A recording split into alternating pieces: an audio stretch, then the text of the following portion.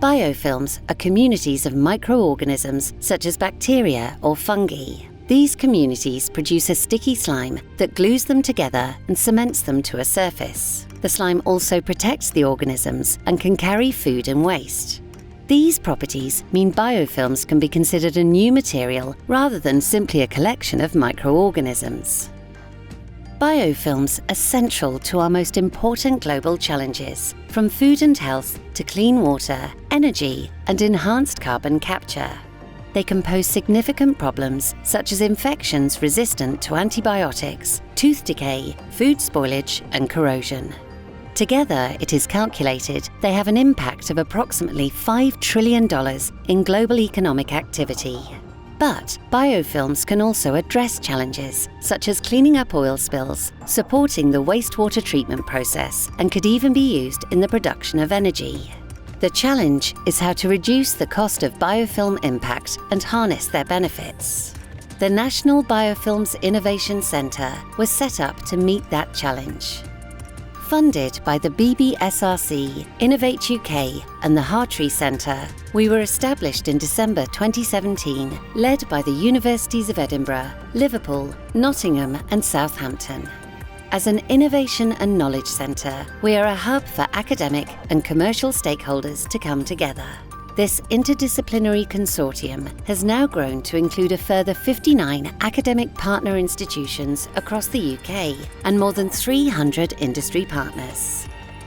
Our aim is to deliver breakthrough discoveries to prevent, detect, manage, and engineer biofilms by connecting people and supporting collaborations. Our proof of concept funding has supported 81 collaborative projects between industry and academia, and has leveraged £2.4 million in additional contributions. We have launched a doctoral training centre to grow the biofilm community and ensure the UK remains a global leader in biofilm research and development.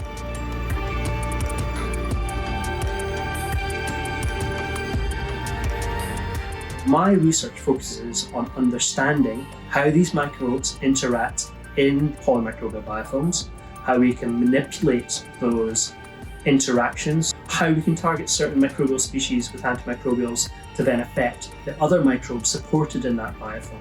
So this research predominantly looks at how we understand biofilms, how we challenge these biofilms, and then also potentially how we can engineer these biofilms for beneficial outcomes. My research is concerned with understanding the biophysical mechanisms by which bacteria aggregate together.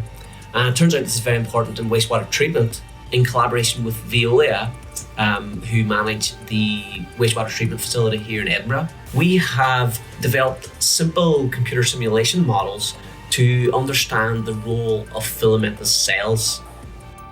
I aim to develop these ideas to build a multidisciplinary research group that is focusing on tackling problems with respect to bacterial aggregation in wastewater treatment. I'm looking at building some antimicrobial surfaces as well as antimicrobial materials to inhibit the formation of biofilms of certain bacteria on certain surfaces. I'm in contact with a lot of people from many different disciplines.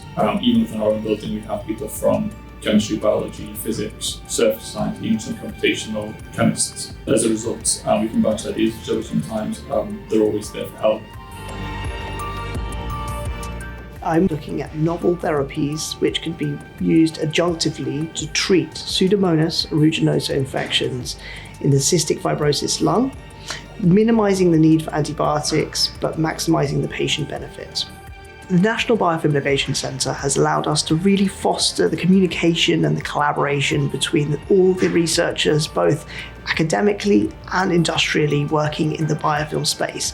It's enabled us to really solve problems and also advance research much beyond what would have been achievable on our own.